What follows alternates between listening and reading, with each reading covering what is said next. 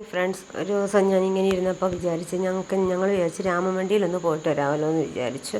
അങ്ങനെ ഞാൻ പറഞ്ഞു നമുക്ക് നടന്നു പോകാമെന്ന് പറഞ്ഞു. പക്ഷേ നടന്നു പോകാനായിട്ട് ഞങ്ങളെല്ലാം റെഡിയായി ഇങ്ങനെ നടന്നു പോയിക്കൊണ്ടിരുന്നപ്പോൾ ഒരു വണ്ടി വന്നു. അറിയാവുന്ന ഒരു പുള്ളിയുടെ വണ്ടിയായിരുന്നു. അങ്ങനെ പിന്നെ ഞങ്ങൾ അതിനകത്ത് കയറി.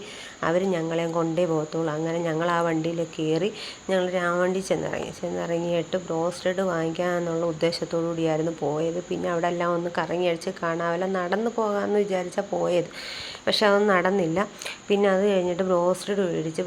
പക്ഷേ ഇവിടെ 220 രൂപയുള്ളൂ. പാക്കിങ്ങിൻ്റെ കൂടെ ആകുമ്പോൾ 240. പക്ഷേ നമ്മുടെ നാട്ടിലൊക്കെ ആകുമ്പം 350 രൂപയ്ക്ക് 5 പീസ് 6 പീസൊക്കെ. പക്ഷേ ഇത് ആവശ്യത്തിനുണ്ടായിരുന്നു, കുഴപ്പമില്ലായിരുന്നു. പിന്നെ അതിന് ഇങ്ങോട്ട് വന്നപ്പം കരിക്ക് കുടിക്കണമെന്നൊരാഗ്രഹം. കാരണം വെച്ചാൽ ഒരു പണി എനിക്ക് കിട്ടിയതാണ് നേരത്തെ. അതുകൊണ്ട് പുള്ളി ചോദിച്ച് നിനക്ക് വേണോ? ഞാൻ പറഞ്ഞു വേണമെന്നൊക്കെ പറഞ്ഞ് ഞാൻ എന്തോ ഇത് എൻ്റെ ഇഷ്ടത്തിന് എനിക്ക് വേണം, എനിക്ക് നിർബന്ധമാണെന്നൊക്കെ പറഞ്ഞ് ഞാനൊരു കരിക്ക് എന്ന് വെച്ചാൽ ഒരു ദിവസം ഞങ്ങൾ കൊല്ലത്ത് പോയപ്പോൾ ഒരു കരിക്കും ഇതുപോലെ കണ്ട് ആഗ്രഹത്തോടുകൂടി മേടിച്ചു. പക്ഷേ കൊള്ളത്തില്ല, അത് വാട്ടവെള്ളമായിരുന്നു. എനിക്കത് ഇഷ്ടപ്പെട്ടില്ല അന്ന്. അതുകൊണ്ട് പിന്നെ എവിടെ കരിക്കിരുന്ന് കണ്ടാലും പറയും വേണ്ട, കൊള്ളത്തില്ല എന്ന് പറയും. പിന്നെ നമ്മൾ ഒത്തിരി നാൾ ഞങ്ങളുടെ പുറകെ തന്നെ ഐസ്ക്രീമൊക്കെ ഉണ്ടായിരുന്നു. പിന്നെ കുറേ നാളായി ഈ കുപ്പിയിലുള്ള സോഡ കണ്ടിട്ട്. മറ്റേ നമ്മുടെ ഇപ്പോൾ പ്ലാസ്റ്റിക് കുപ്പിയിലും അല്ലാതുള്ള കുപ്പിയിലുള്ള സോഡ എല്ലാം കാണുന്നുള്ളൂ. ഈ കുപ്പിയിൽ എൻ്റെ കൊച്ചുനാളിലൊക്കെ ഞാൻ കണ്ടിട്ടുള്ളതാണ്. ഇപ്പം കുറേ നാളായി കണ്ടിട്ട്. പിന്നെ ആ പുള്ളിക്കാരന് ചോദിച്ചാൽ കരിക്ക് വേണമെന്ന് ചോദിച്ചു. അന്നേരം ഞാൻ പറഞ്ഞു വേണമെന്ന് പറഞ്ഞു. പിന്നെ ആ പുള്ളി അത് കട്ട് ചെയ്ത് തന്നു കേട്ടോ. അങ്ങനെ ഞങ്ങൾ പക്ഷേ അത് ഇച്ചിരി നല്ല കരിക്കല്ലായിരുന്നു. വെള്ളം പക്ഷേ കുഴപ്പമില്ലായിരുന്നു, നല്ലതായിരുന്നു. നല്ലപോലെ ഞാൻ കുടിക്കുകയും ചെയ്തു. അതിന് ശേഷം ഞാൻ കരിക്കൊക്കെ കഴിച്ചിട്ട് അങ്ങനെ ഞങ്ങൾ മുമ്പോട്ട് പോയിക്കൊണ്ടിരുന്നപ്പോൾ തന്തൂരി കണ്ടപ്പം പുള്ളിക്ക് വേണമെന്നൊരു നിർബന്ധം. അങ്ങനെ ഞാൻ പറഞ്ഞെങ്കിൽ പിന്നെ വാങ്ങിക്കാമെന്നൊക്കെ പറഞ്ഞ് അതുണ്ടാക്കുന്ന രീതിയൊക്കെ ഉണ്ട്. അന്നേരം അത് ചെയ്തുകൊണ്ടിരിക്കുന്ന ആ ആൾ ചോദിച്ച് വീഡിയോ എടുത്തത് കണ്ടപ്പം ഇതെന്തോ ഞാൻ യൂട്യൂബ് ഇടാനാണെന്ന് ചോദിച്ചു. പറഞ്ഞാൽ ഇടാനാ വീഡിയോ എടുത്തതേ ഉള്ളൂ. ഇവിടം വരെ പോകുമെന്ന് ചോദിച്ചു. പറഞ്ഞ് കേരളത്തിൽ പോകാനുള്ള സംഭവമാണെന്നൊക്കെ പറഞ്ഞ് അയാൾ കുറേ നേരം ഹിന്ദിയൊക്കെ പറഞ്ഞു. എനിക്ക് മനസ്സിലാവുന്നുണ്ട്, പക്ഷേ എനിക്ക് തിരിച്ച് പറയാൻ അറിയത്തില്ലല്ലോ. അതിൻ്റെ ഒരു ബുദ്ധിമുട്ട് എനിക്ക് അവിടെ ചെന്നപ്പോൾ ഉണ്ടായിരുന്നു. ഞാനതുകൊണ്ട് പുറത്തോട്ട് പോലും ഇറങ്ങത്തില്ലായിരുന്നു. എപ്പോഴും അകത്ത് തന്നെ ഇരിക്കും.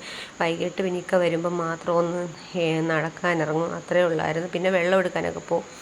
അല്ല, ഒറ്റയ്ക്ക് പോകാനുള്ളൊരു പരിപാടിയും ഞാൻ അവിടെ ചെയ്തിട്ടില്ല.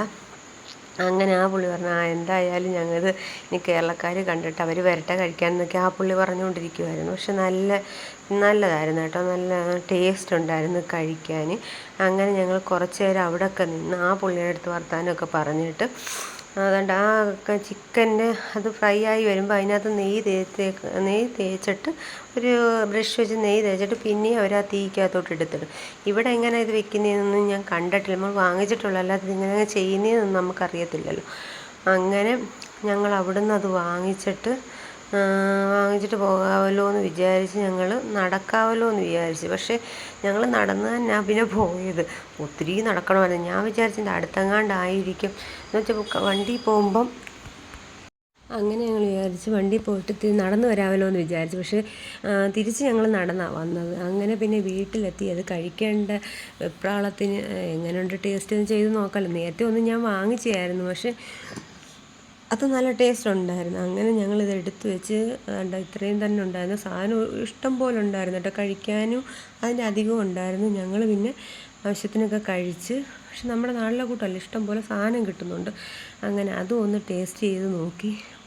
കൈക്ക് വേണ്ടിയായിരുന്നു തന്തൂരി വാങ്ങിച്ചത്, എനിക്കും മോനും വേണ്ടിയാണ് ബ്രോസ്റ്റഡ് വാങ്ങിച്ചത്.